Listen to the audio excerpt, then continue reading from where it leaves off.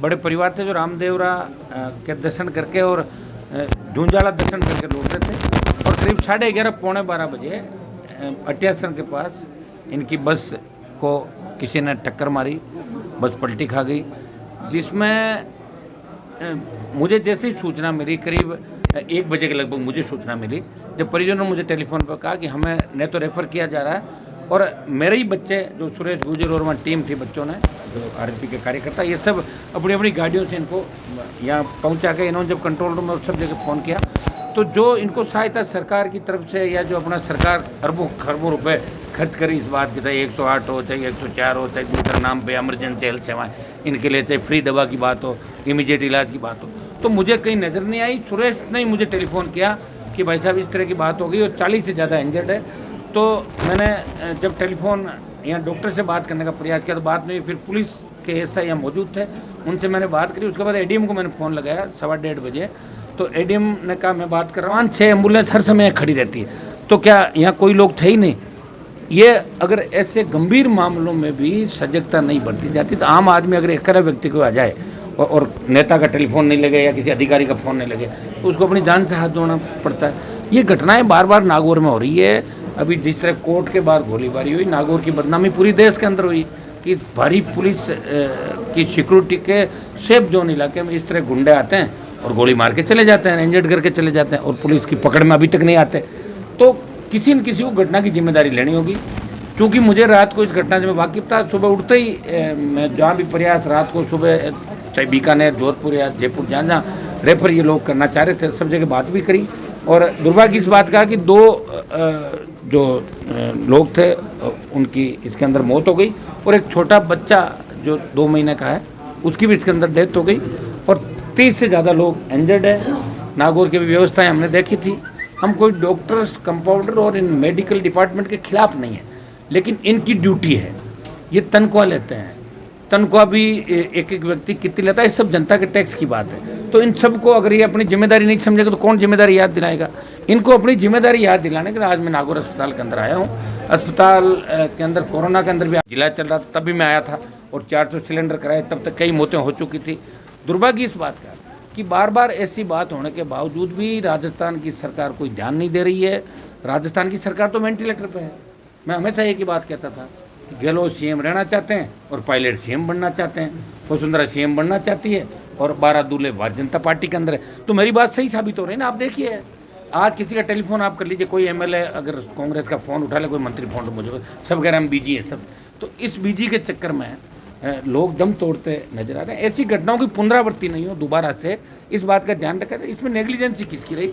मैं जिला कलेक्टर को मेरी बात पूरी हो गई थी, इसमें एक टीम बना के और इसमें तुरंत कार्रवाई करें। बड़ा मामला है, जिसके अंदर कलेक्टर को खुद को मौके में हम लोगों ने बुलाया, ये आए हैं जिला कलेक्टर यहाँ पे, और दोबारा ऐसी घटनाओं की पुनरावृत्ति, चूँकि हम सब लोग यहाँ आ गए और उसके बावजूद भी अगर दोषियों के खिलाफ कार्रवाई नहीं हो तो ठीक नहीं होगा। एक जिला कलेक्टर भी एक कमेटी गठित करेंगे, मेरी बात हो गई इनसे, और कमेटी गठित करके जो जो नेग्लिजेंसी रही है इसके अंदर दोषियों के खिलाफ कार्रवाई, दोबारा से किसी गरीब को इलाज के अभाव में दम नहीं तोड़ना पड़े, या किसी गरीब को रेफर होने के लिए एम्बुलेंस वाले के आगे गिड़गिड़ाना नहीं पड़े। ये नागौर के अंदर अगर ये बात होती तो ये सब की हमारी बदनामी है, नेताओं की भी, अधिकारियों की भी, और सब लोगों की, जिसके अंदर सारा जो सिस्टम है शामिल है।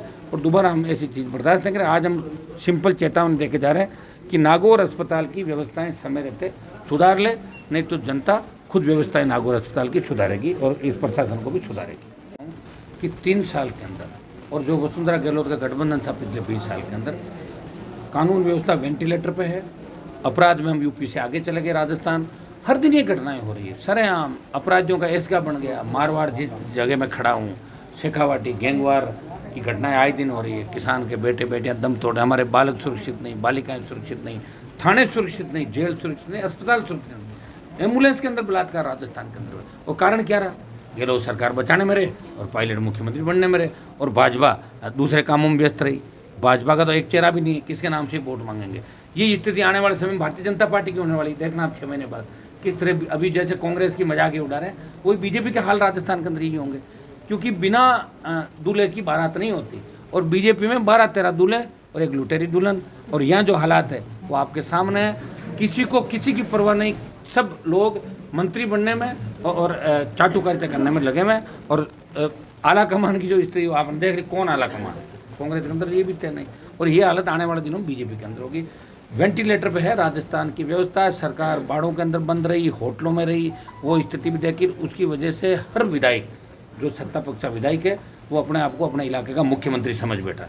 गुंडागर्दी का आलम यह है कि 1 दर्जन से ज़्यादा विधायकों पे विधायक पुत्र पकड़े जा रहे हैं। 2 दिन पहले आपने देखा वो घूस लेते हुए, नामा का विधायक का भाई और जीजा हत्या के आरोप में जेल के अंदर है। महेश जोशी का बेटा धर्म बदल के रेप करके एक महिला के साथ जो दूसरी शादी रचाता है।